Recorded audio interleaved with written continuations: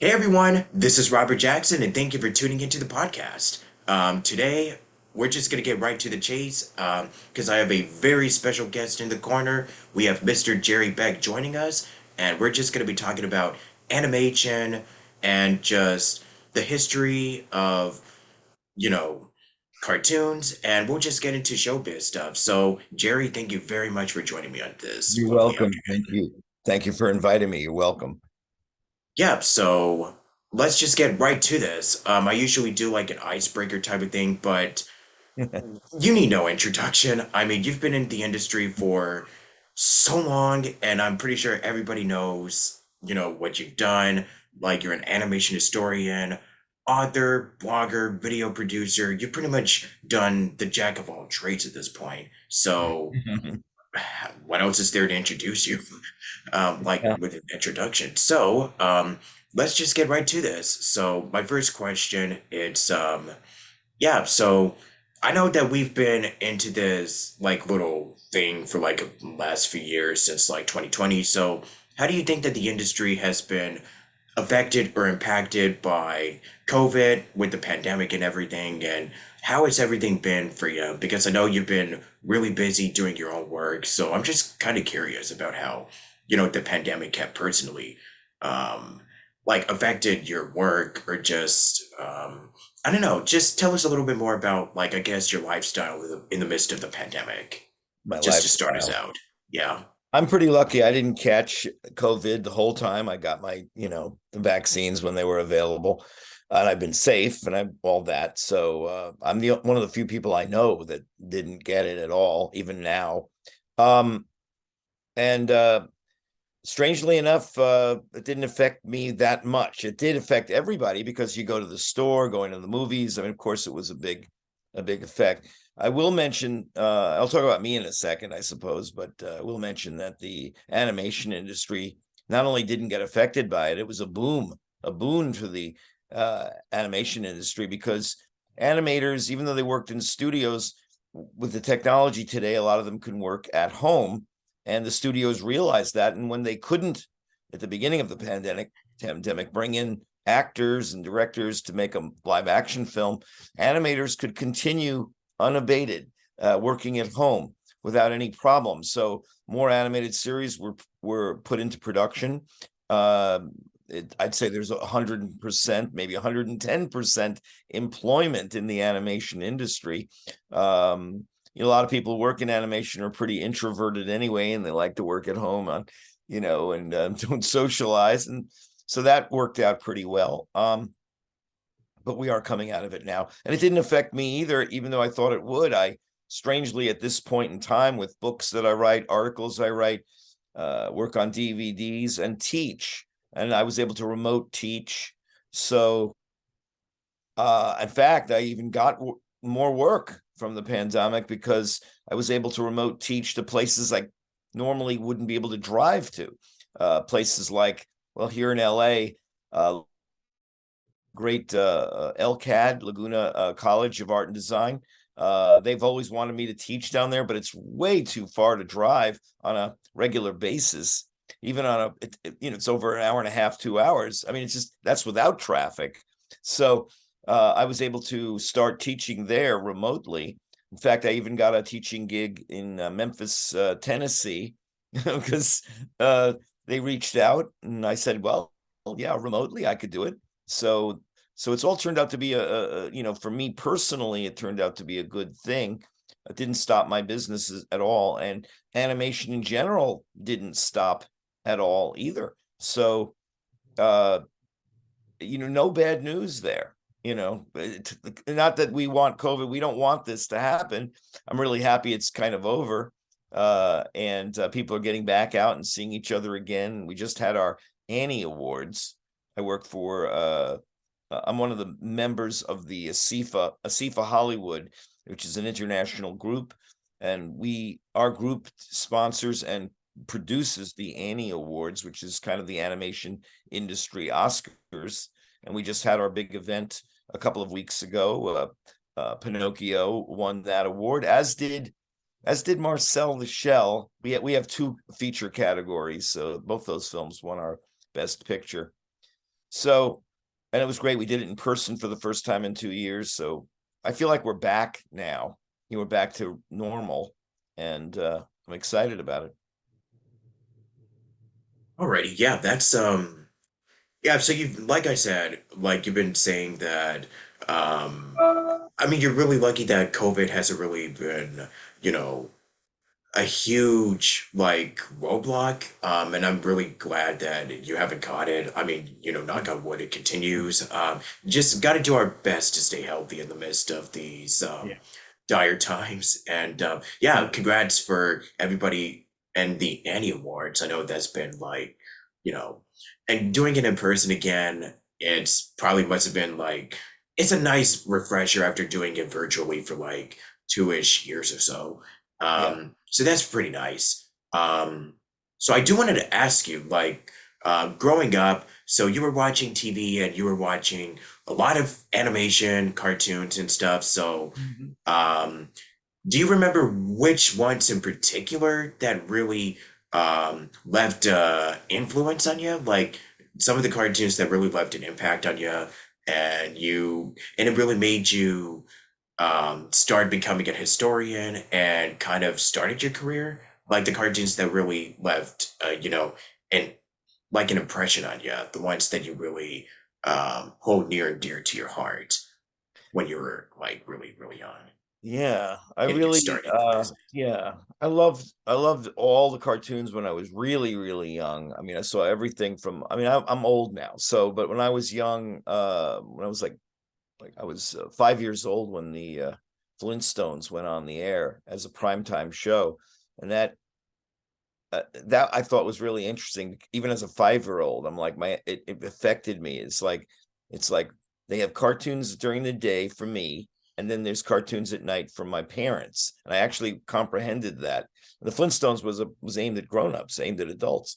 Um, I remember seeing cartoons before that, like Huckleberry Hound, because I got my first piece of mail ever as a person addressed to me was the Huckleberry Hound fan club that I sent 15 cents in to get. The I grew up with all that stuff, Beanie and Cecil, Bugs Bunny, all the Saturday morning cartoons in the 60s. But by the time I was a teenager, for some unknown reason, I never gave up watching cartoons. Most back in my day, if you were older than 13 and you still watched cartoons, uh your friends would think you were crazy. They would think you were, something's wrong with you. And but I never stopped. And I guess because when I was 8, 9, 10, I started getting into comic books. And at that time, we're talking about the original Marvel Stan Lee comic books and the Superman comics of that time.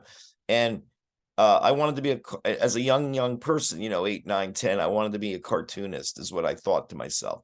I want to be an artist. And I love the Marvel comics, and I read all the comics. I read Harvey comics with Casper, and I read all that stuff, and tried to draw the characters. So my interest in art and drawing uh, kept me watching cartoons. I couldn't figure out how they made drawings move. It was one of those things I was interested in. You got to remember, when I was young, we didn't have the internet. We didn't have the reference books that people have today. We didn't have any background information. We just had the stuff coming into us, and we could just watch it, and that's that. So when I was a teenager going to high school, thinking I might maybe, work as a comic book artist, or maybe I could understand the whole animation field, I would still watch the cartoons as a teenager. And I began to notice as a 15-year-old, 16-year-old, I began to notice that the Warner Brothers cartoons, Bugs Bunny and Daffy Duck and all, I started to notice that they're still funny to me. And whereas I thought other cartoons like Scooby Doo, for example, I thought those were aimed more for children, and I was growing up and I was getting the jokes in the Warner Brothers cartoons that I didn't see there before. And they were not only funny, they're really well drawn. They were really well animated. How did they do that? I didn't know. And I was compelled by the Warner Brothers cartoons to be more interested in them. And then I realized somewhere in my late teens, somewhere I'm going to say like 17, 18, I realized there's no, this was back then, of course, there's no Wikipedia, there's no books, there's no anything talking about the Warner Brothers cartoons. There were no lists of what were all the cartoons and who directed them and what were their, what were they about, so I could figure out the titles. And all this information was nowhere to be seen. So while I was taking animation courses in college, in School of Visual Arts in New York, I grew up in the New York area. While I was doing that, at the same time, I was kind of researching the original cartoons, not just from Warner Brothers, but MGM, who made Tom and Jerry, and Universal Pictures made Woody Woodpecker. The character was actually on TV at that time. So I was interested in all these old cartoons and who made them and how many were there and when did it start and when did it stop. And this was all this was in the mid 70s, 1970s. And again, without getting too far into it at the moment, but I mean, I began to research them. I began to go to libraries in Manhattan that had volumes of books that were magazines. They were bound into books, but they were trade magazines from the 1920s, 30s, 40s, 50s, 60s that were magazines that went out to movie theaters. And in those magazines, this was the very beginning of my research, there were not only articles about old cartoons when they were being made, but there were also the lists for the movie theater owners of which cartoons came out that month. So I started to write down with my handwriting and on a piece of paper. I'd go into the library, order up these volumes. You couldn't take them home. You had to read them there, and I would just copy out of them all the titles of all the cartoons and what day they were released. And then after that, after I had the titles and the years and the days, I then went back and I researched all the cartoons, who made them, what happens in them. All I had was the titles. So I had to research so that was the beginning of my career. I didn't know it was going to be a career, but that was how I started into this. I kind of gave up on being in animation or even being an artist because at the time in the 70s, animation was at a very, very, very low point. Animation had boomed in the 30s and 40s and 50s when Walt Disney was alive and making his cartoons and Warner Brothers and all that. But by the 70s, Walt Disney had passed away. There was no leader in animation anymore.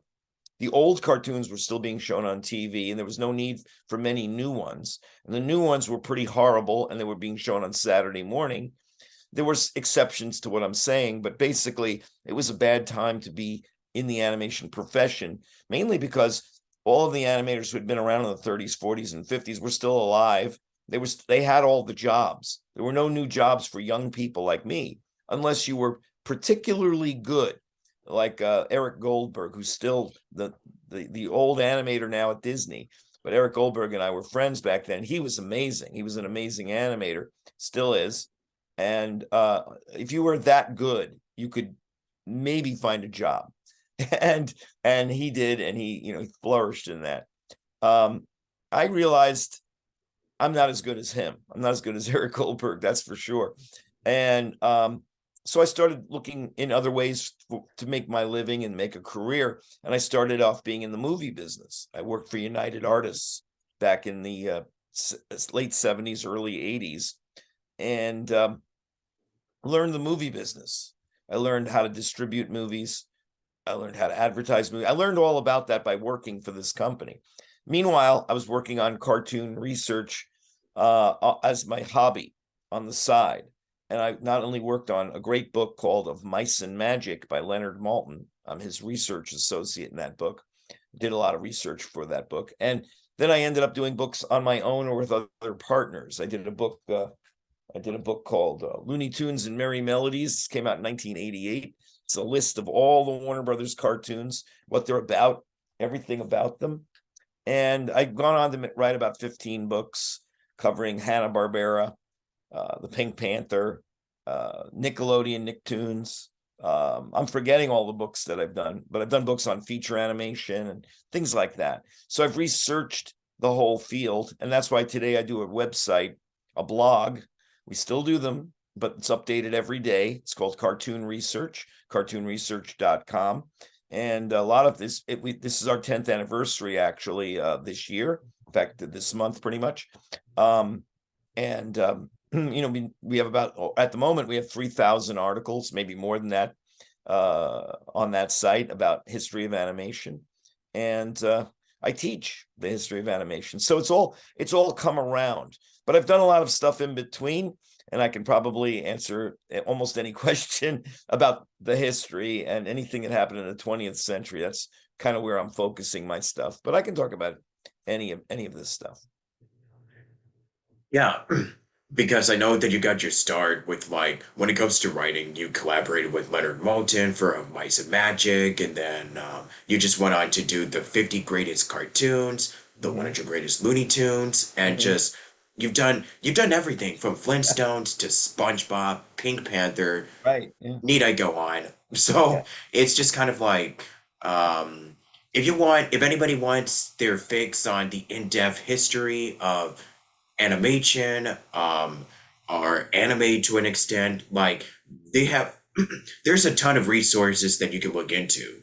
Um, and yeah, basically Nicktoons and just pretty much anything and everything. So I'm just really thankful that we have people like you. We have people like, the countless collaborators that you have on Cartoon Research, Cartoon Brew, and various other websites that you have created or have collaborated over the years. So it's just pretty much, as somebody who is also an animation fanatic, I've if I had known like half of the stuff about like, what it makes the time that goes into making these shorts, like the cartoons that were released in theaters, TV animation, I wouldn't have been anywhere near as interested in animation if it wasn't for websites like, Cartoon Research. So, and I really have to give my thanks to you because, yeah, just learning about all this new stuff every day is just kind of like, it really is like a godsend to me. So, thank you. Great. That's the whole idea, because it's pretty much what I wanted when I was a teenager, when I was in my I do the things that I wished that somebody else had done. Nobody did it, so I did it. But it's these are all things done, like I say, they're almost for me, they're for you, they're for the younger version of me. I said, here you go. Here's all those answers you wanted, a long, long time ago. Now, we're as time goes on, things change. We're in a world of CG animation, video games, and a whole bunch of other things right now. But it's all related, and I mean, animation is just the coolest medium as far as I'm concerned. You can do anything with a blank piece of paper and a pencil. You can draw comics, but I just love the world. I like seeing it come alive in animation. That's my thing. Yeah, because when you go back to the age of like, Disney, MGM, Warner Brothers, and a lot of those other studios, and nowadays we have DreamWorks, Disney still around, Sony, Pixar. It's just like with the world of CG, like animation is definitely like it's continuing to evolve. Because when you go back to the 40s and 50s, and when you go to like the 90s, 2000s up to now, it's still changing and everything's still kind of just evolving, especially with the like I mentioned before, the pandemic. Yeah. Things are continuing to evolve and change, and now that we just recently had the Annies, and also we just had the Oscars, and we're just still getting to we're still getting to how things were pre-pandemic, even though we still got a long ways to go. I will say that we're in a much better position than we were like back in 20 and 21. That, at least for me, at least. I can't really speak for everyone, but that's just I'm just really glad that we're all like kind of um doing stuff in person and having these monumental awards and just these historical events that are taking place. And I'm just really happy that we're just getting more of these um groundbreaking achievements in animation. Even this year, pretty much this month, like at the Academies and also in the Annie Awards. So that is just a really, it just warms my heart to see such progress being made. Yeah. That's Really I was is. I'm obviously what was it, 20, 30 years ago, Toy Story came out, and Hmm. Shrek in 2001 won the Academy Award, the first Academy Award for Best Animated Feature.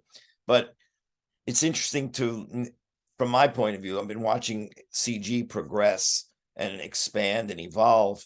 And um but when you go back and look at Toy Story and even Shrek, they begin to look primitive to us now. You can see the progress because with CG now we've been able to do way more things, cartoony things, some of the great later Pixar movies, like Soul and Inside Out, where the characters are more cartoony. Um, the Spider-Man Into the Spider-Verse, which gives it a different texture. Uh, I mean, and then things like Cloudy with a Chance of Meatballs, I also had that cartoony feel. I mean, I'm really, really excited now about the future of CG and animation. For a while, a lot of us didn't like CG at the beginning there in the late 90s and early uh 2000s. A lot of us who love classic animation because the hand drawn field had gotten so sophisticated, with the films that Disney was doing, in particular in the late 90s, Tarzan, Mulan.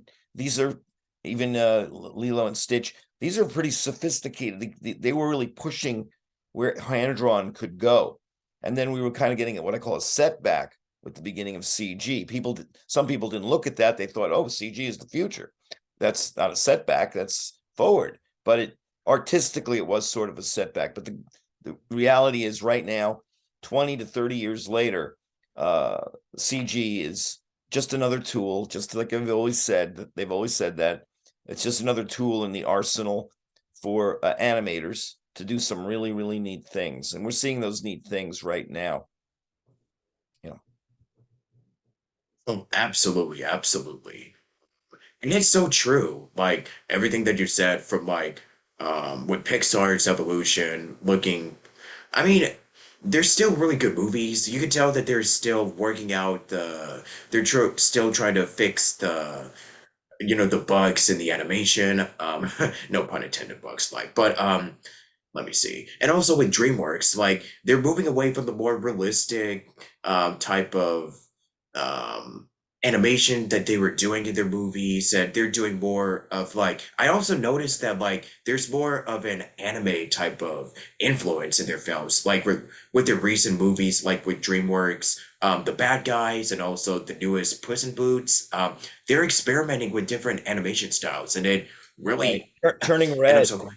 Yeah, Turning Turning. Red Oh was yes, very, Turning yeah. Red. Yeah. Oh yeah, definitely. So it's nice to see that they're still experimenting with a more like more anime, like simplistic, but more I mean it makes the animation feel more like they're experimenting with different styles, and it feels like they're definitely learning you know, from Japanese animation and also etc. Because like with Japanese animation, like there's a lot of shows that were clearly influenced with American cartoons. Like studios like say Studio Trigger or Gainax and a couple of other studios that were influenced from, American animation. Mhm. Um, and I know that people like for every and it even extends to like names in the animation, like with completely different unique styles with different philosophies of animation. Like for every Walt Disney there's Chuck Jones, or for every Hayao Miyazaki there's the people at Pixar. So there's a lot of different like unique styles and philosophies, and there's just a lot of collaborations that are going around.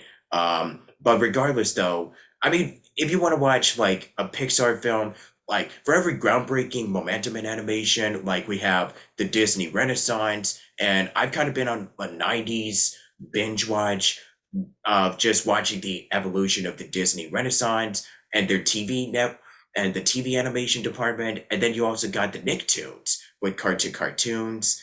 Like how Ren and Stimpy kind of changed the animation. was like a groundbreaking show at the time, like back in 1991, I want to say. And then when you get to now, we're still seeing shows that carry the influence that the earlier Nicktoons had, like Cartoon Network, that pretty much got their start, and with Hanna-Barbera, and that also kind of, I mean, we're talking about like the dark age of animation. I will say that it really started gaining like a momentum again around the late 80s, but especially the 90s. Like it was like a really magical time. Because you because it was also the time that Roger Rabbit came out, and the renewed interest in the golden age started really um getting back into the mainstream of animation. So a lot of the older shows, like the older cartoons, were being shown on TV again, like on Cartoon Network and the other like syndicated stations, Nickelodeon. So it really was a very magical time, like to be a fan of animation, like in the 90s. Mhm. And then even up to now, like we're still getting some great stuff like that is coming out on streaming, and also online. Uh, over on the internet, because I know that recently, like, I think Hell of a Boss or has been, I don't know, one of the two just got picked up for a network. So there's really no better time to be like an absolute fan and lover of animation, or like even working in the animation industry, than right now, as of today. I mean, I know that, like we mentioned, we're still in a pandemic, so to speak, but really, animation has really exploded. Um, like since the 90s, and especially like up to now, since we've been getting our streaming services. So there's a lot of opportunities now. There really Yes. is. Yeah. So for the 90s, yeah. So what actually got you interested in teaching, out of curiosity? Um, well, teaching came to me. I didn't go after it. Oh, okay. I I had been doing many lectures and screenings and talking before the screenings and pretty much doing the what you do when you teach. But I was doing it just because I was doing it at film festivals. I still do that. I still do the TCM Film Festival that's coming up. I do local theaters in LA, like every theater you can think of. The Old Town Music Hall in El Segundo, and I've done the Egyptian Theater, and right now I'm doing the New Beverly in Hollywood. And I present programs. I curate cartoons. I present programs. I talk in front of them, and then eventually, because of my books and because of my status with the ASIFA group, the Annie Awards group, and doing these programs, some of the people working at the schools saw me and basically said, "Would you be interested in teaching this semester?" And I didn't even understand what I would do and how I would do it and all that, but I started to do it, and now I love it. I actually love it. It's presenting these little film programs every single week, and in some cases more than once a week. And if I'm teaching in more than one school in a particular semester, and it's actually totally enjoyable to me, and I it's like the definition of the right job for you, whatever that job is. If it's something that's absolutely enjoyable, I mean, it's hard to attain that. It's hard to find that, and I have to say that my late in life career of being a teacher is really wonderful. It's a pleasure. So I love doing it. I love talking to the students. I love talking to people like you about what happened in the history of, and you know uh, how we got here, and that how did we get to the place we are now. A lot of the students born in this century right now, because I'm dealing with the 18, 19, 20 year olds and 21 year olds, and they grew up with the Nicktoons. They grew up with the Nicktoons. They grew up with movies, like Coraline, and stop motion, and they grew up with all of these films and TV shows that we have today. And my job is, I've come to realize, is to explain how we got here. It's like you're seeing the end of the story, spoiler alert, but how did we get to that? And I go all the way back 100 years, 120 years, to the beginning of the 20th century. And I talk all about Winsor McKay and Disney and the silent era, and what he did with Mickey Mouse and doing an animated feature. I mean, there's so much detail, and it's great. I do a PowerPoint slideshow. I show clips. I show shorts, and it's pretty enjoyable from my point. I think so. It's the class I wish that somebody was doing it. I could have taken back in the 1970s. So that's the class that I'm doing now. And so I really like it, and I'm very happy to be doing it, and still staying on top of what's going on in animation today. So I'm all over it, and what's great is for me, it's personally, it's all come back to uh it's how I now make a living. And I didn't always do this. I mean, I did it, but I did it on the side. It was started as a hobby, but as life has gone on, it became more and more people wanting me to do this, people wanting me to do that, and ultimately I got to a point where I actually can support myself being a full-time cartoon historian, which, believe me, that was not a possibility, when I first, in my 20s and 30s even, but now it's exactly what I do. I have many, many little jobs, little things I'm doing, and it all adds up. I mean, I'm very, very happy. There you Yeah. go. I don't want to make anybody jealous, but I watch cartoons for a living, you know. So Oh, that's the story of my life. Yeah. that's a job anybody wishes they could have. So I do have a few more questions, but I'm gonna be saving those for part two. Oh, So stay tuned for the next part that's gonna be coming shortly. So if you're enjoying this so far, leave a like or do this YouTube stuff, and I'll see y'all in the next part. Bye.